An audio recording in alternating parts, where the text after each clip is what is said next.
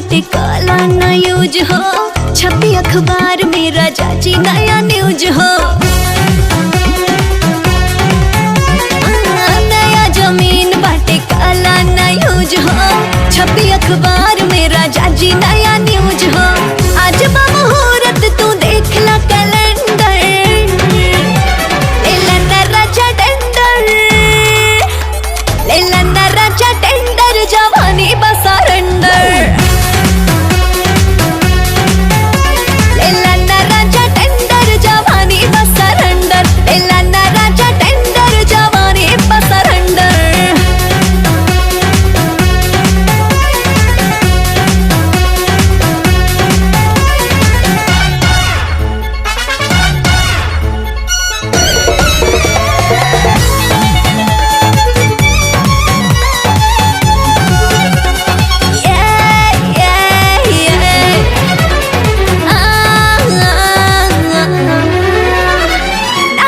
जज ना वकील हो, कल डायरेक्ट हमसे डील हो।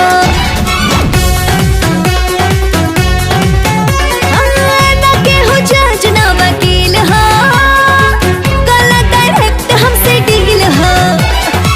बाटे में जज आज पूरा रंगीन हो, मिली ना रूप कहीं ऐसन हसीन हो। आगे आगे उठे राजा लाभ के बवंडर, लेला ना राजा टेंडर, जवानी बा सरेंडर। लेला ना राजा टेंडर, जवानी बा सरेंडर, लेला ना राजा टेंडर, जवानी बा सरेंडर।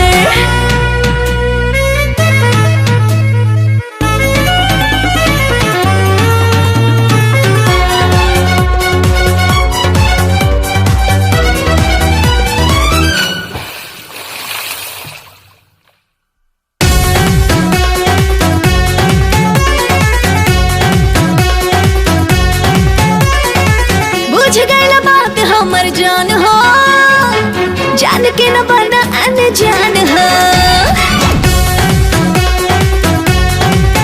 हाँ, बुझ गइल बात हमर जान हो, जान के न बना अनजान हो। तोहरे पे कईनी जवानी में छावर, मौका न छोड़ा देखा पिया पावर। सांस भर तेज जैसे भागे इस पल